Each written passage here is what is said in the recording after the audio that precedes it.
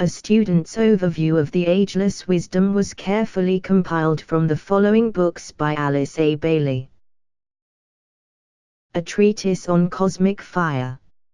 Esoteric Psychology, Volumes 1 and 2. Esoteric Healing. Esoteric Astrology. The Rays and the Initiations.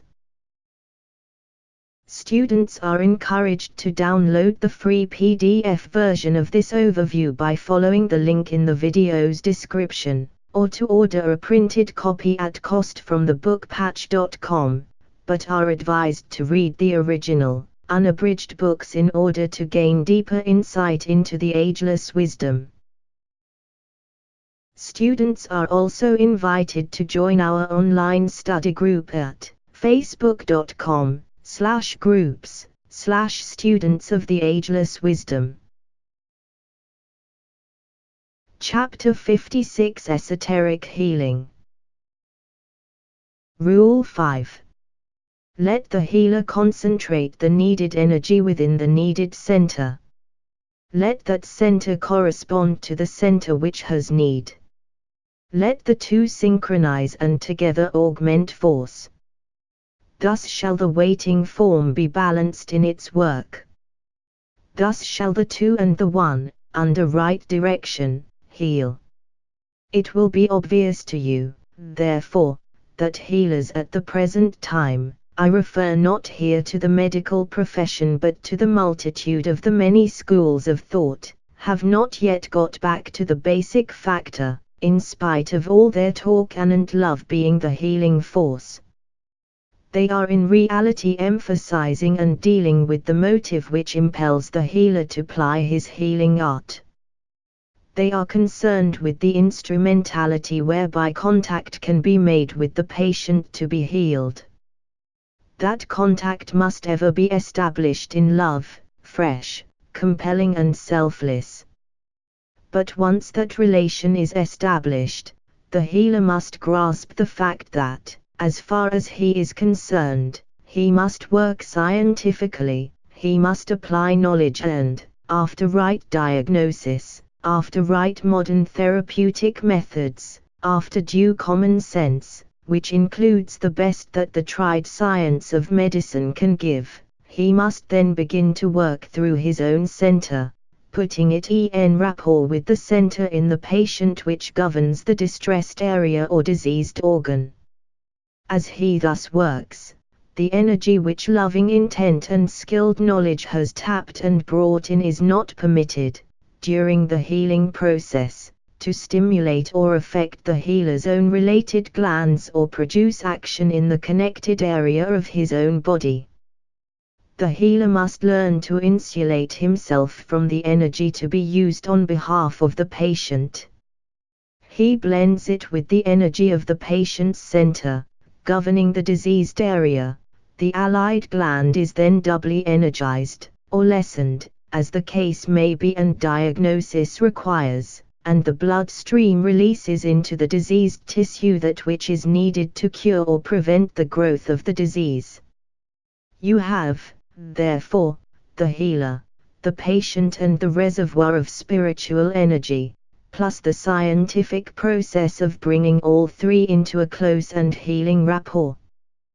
This is done via the center concerned in the equipment of the patient, the corresponding center in the equipment of the healer, and the direction, by an act of the will of the healer or of the healing group, of the united streams of required specific energy to the area diseased. This is usually done via the related gland, though it is not always so. Rule 6. A careful diagnosis of the disease, based on the ascertained outer symptoms, will be simplified to this extent that, once the organ involved is known and thus isolated, the center in the etheric body which is in closest relation to it will be subjected to methods of occult healing, though the ordinary, ameliorative, medical or surgical methods will not be withheld. End of page 287. Within the areas where a disease is manifested, certain esoteric facts have already been posited. 1. That disease, in its immediate cause, can be traced to the individual etheric body when the difficulty is purely local, or to the planetary etheric body, in particular the etheric body of the fourth kingdom in nature, where epidemics are involved, or to such a condition as war, affecting large masses of men. 2. That the etheric body has not hitherto been considered as an existent fact, from the angle of orthodox medicine, though there is a modern drift towards emphasis upon vitality, upon the vital qualities in food, and the giving of vitamin products in order to build up a vital response. This is the first indication of an unrealized need to increase the potency of the vital body. 3. That the condition of the etheric body predisposes the subject to disease or protects it from disease, making man resistant to the impact of deteriorating or epidemic factors, or failing to do so because of inherent etheric weakness. 4. That the etheric body is the mechanism of vital, pranic life, and substance or underlies the outer, familiar equipment of the nervous system, which feeds and actuates all parts of the physical organism. The relationship existing between the centers, the nadis and the entire nervous system comprises the field of the new medicine and indicates the new major field of research. 5. That the main causes of all disease are two in nature. A. They are to be found, first of all, in the stimulation or the non-stimulation of the centers. This simply implies the overactivity or the underactivity of any center in any part of the body. Where the flow of energy is commensurate to the demands of the physical body at any particular stage of development, then there will be relative freedom from disease. B. They are to be found, secondly, in the karmic effect of the three planetary diseases: cancer, tuberculosis, syphilitic diseases. Someday medicine will realize that behind every single disease, irrespective of the results of accident or war, lie these three main tendencies in the human body. This is a basic and important statement. 6.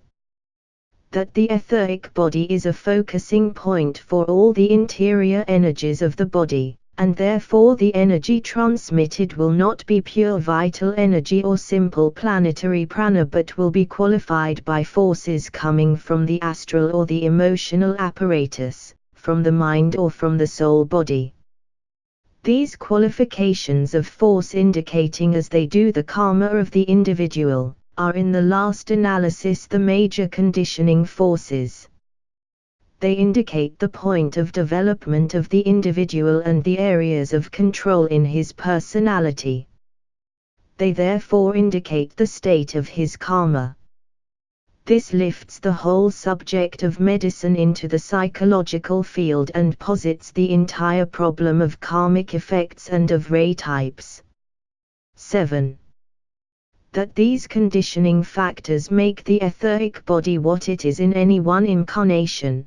These factors are, in their turn, the result of activities initiated and carried through in previous incarnations, and thus constitute the patient's karmic liabilities or his karmic freedoms. 8. That the basic energies pouring into the etheric body and conditioning the physical body will be of two major types: the ray energy of the soul and the ray energy of the personality, qualified by the three minor forces or the rays of the mental nature, the astral body and the physical vehicle. This therefore involves 5 energies which are present in the etheric body which the physician of the future will have to consider. 9. That diagnoses, based upon the recognition of these subjective factors, are not in reality the involved and complicated matter they appear to be today to the student of the advanced occult theories. Medical men in the New Age will eventually know enough to relate these various ray forces to their appropriate centers, hence they will know which type of force is responsible for conditions, good or bad, in any particular area of the body. Someday, when more research and investigation have been carried forward, the science of medicine will be built upon the fact of the vital body and its constituent energies. It will then be discovered that this science will be far simpler and less complicated than present medical science. End of page 288. 10. As the true astrology comes into its own and is developed into a reputable science, the charts of the soul and of the personality can be related to each other. Then the etheric body will be checked by correct astrological conclusions, and the physician will be on far surer ground than he now is. The astrology of the past concerned the life of the personality. The astrology of the future will indicate the purpose of the soul, and will completely revolutionize medicine, among other things. 11. These astrological findings will not only be related to the personality and the soul charts, but will also enter the field of medicine, particularly in relation to the etheric body. Today, any astrological investigation done in the field of medicine has relation to physical disease within the physical body. In the future, it will concentrate upon the condition of the etheric vehicle. This is a new and imminent development in astrological research. The success of modern medicine is today so great that millions of people are kept alive, if not cured, who in earlier days and with less scientific aptitude would normally have died. In this developed skill and knowledge, and in this aptitude in the care of the physical mechanism, is today to be found a major world problem, the problem of the overpopulation of the planet, leading to the herd life of humanity and the consequent economic problem, to mention only one of the incidental difficulties of this success. This unnatural preservation of life is the cause of much suffering and is a fruitful source of war, being contrary to the karmic intent of the planetary logos. The study of inherited disease indicates a faint recognition of man's karmic liabilities and karmic tendencies. A mistake lies, however, in the belief that these tendencies are to be found in the germs of life and of substance, brought together at the moment of conception, and therefore that the father or the mother is responsible for the transmission. Such is not the case. The subject in incarnation has, from the angle of the soul, definitely and consciously chosen his parents for what they can contribute to his physical makeup whilst in incarnation. The vital body is therefore of such a nature that the man is predisposed to a particular type of infection or of disease. The physical body is of such a nature that its line of least resistance permits of the appearance and control of that which the vital body makes possible. The incarnating soul produces, in its creative work and in its vital vehicle, a particular constitution to which the parents chosen contribute a definite tendency. The man is therefore non-resistant to certain types of disease. This is determined by the karma of the man. Healers and healing groups work as yet at a great disadvantage, but they can begin now to work, and their work is of a twofold nature. 1. They can, through the power of directed thought, pour energy into the center which is the determining factor in that area of the physical body where the trouble lies. If, for instance, the patient is suffering from such a difficulty as gastric ulcer, the stimulation of the solar plexus center may produce a cure, provided that the work done is purely mental and that the results expected are purely physical. Otherwise, the emotional nature will share in the stimulation and real difficulty will arise. 2. They can stimulate a center higher than the one controlling a particular area and thus, by the intensification of the higher center, reduce the vitality of the lower. If, for instance, there is disease or trouble in connection with the organs of generation, as for instance disease of the prostate gland, then the throat center should receive attention. It is that center which must eventually be the recipient of the energy of the lower creative aspect or correspondence. This is called the technique of the withdrawal of the fire. By its means what you call overstimulation in certain cases, or inflammation in others, can be stopped. These two ways of using energy and thought control form the occult basis for the two fundamental methods used in directing energy in diseased areas. They produce, in the one case, an intensification of the life of the associated center, with a consequent definite effect upon the diseased area, or they lessen the inflow of force in the other case, and thus weaken the quality of the disease. It will be apparent, therefore, that much must be known of the effects of these two basic and different techniques before a healer dare work. Otherwise he might greatly increase the trouble in the diseased area and even succeed, which frequently happens, in killing the patient. End of page 289. There is another point which I would seek to emphasize. In all healing methods of an esoteric nature, it is essential that sound medical practices of an orthodox kind accompany the subtler modes of help. It is in the wise combination of the two approaches, and in the cooperative work of the orthodox physician and of the occult healer or healing group, that the soundest results will be produced. Students who attempt to heal will therefore need to realize two things. 1. The nature of the disease, as diagnosed by a good physician. 2. The center which controls the area of the disease.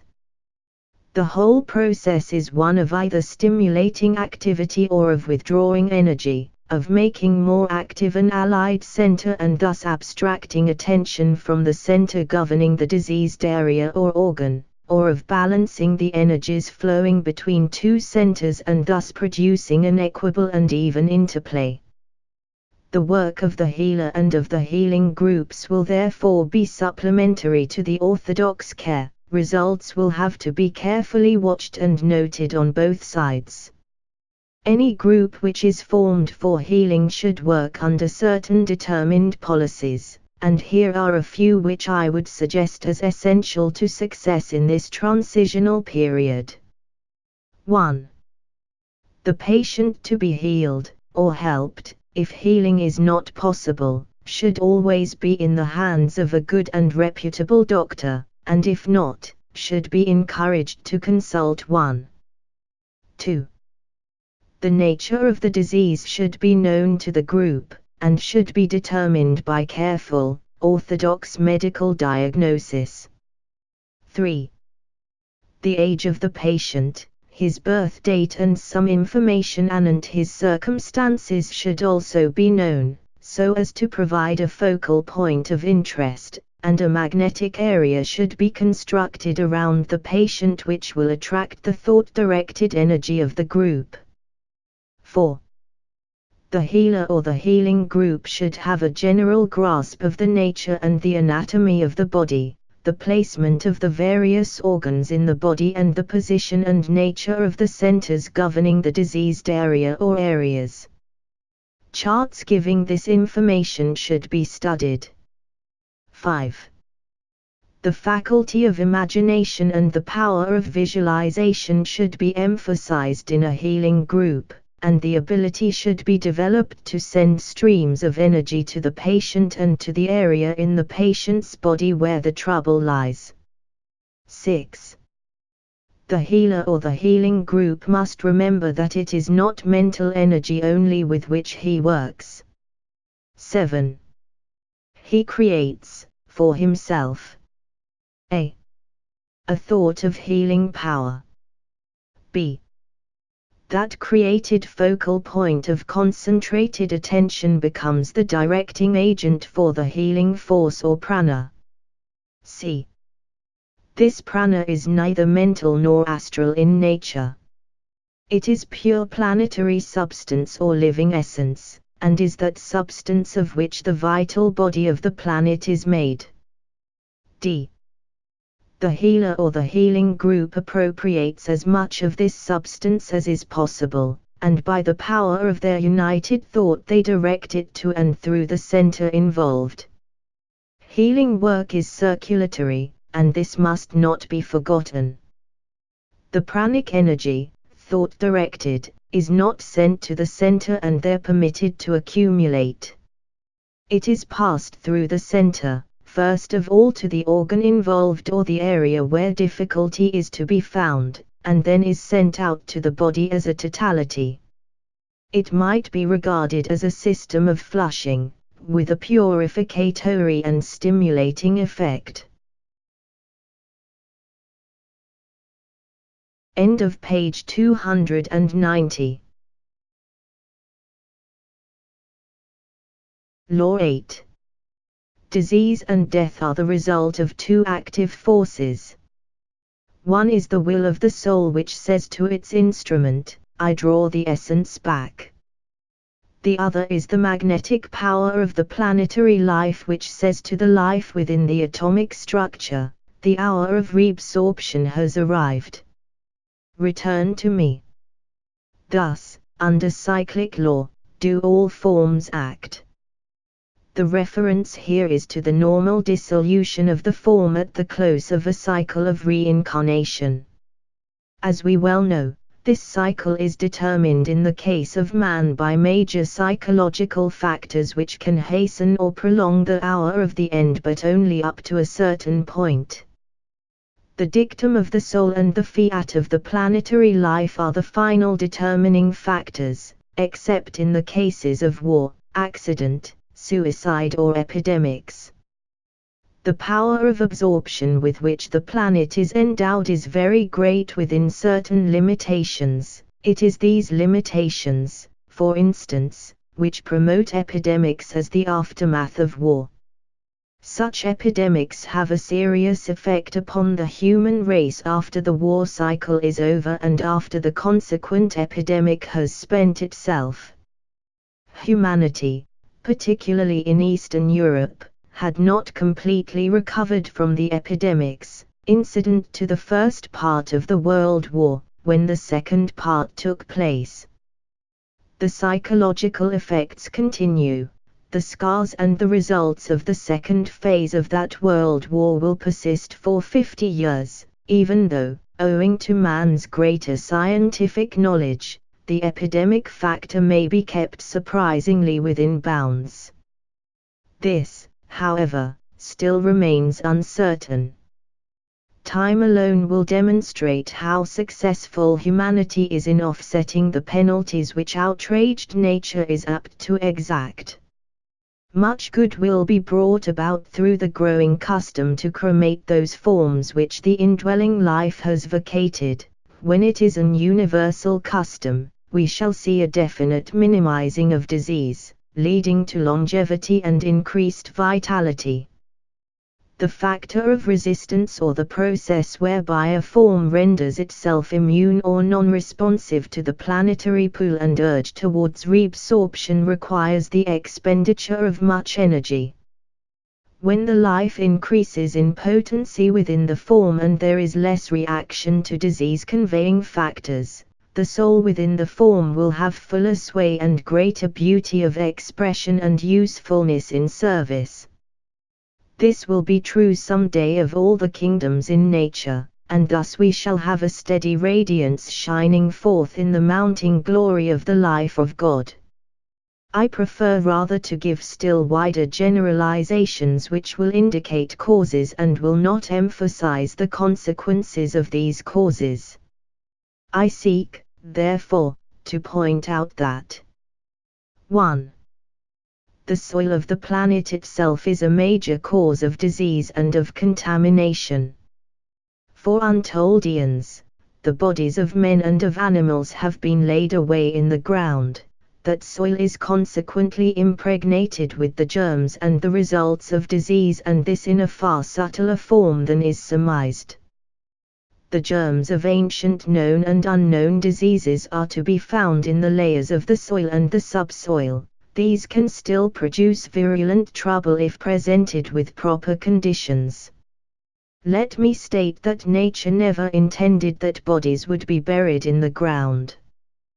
The animals die and their bodies return to the dust, but return purified by the rays of the sun and by the breezes which blow and disperse. The sun can cause death as well as life, and the most virulent germs and bacteria cannot retain their potency if submitted to the dry heat of the sun's rays. Moisture and darkness foster disease as it emanates from and is nourished by bodies from whence the life aspect has been drawn.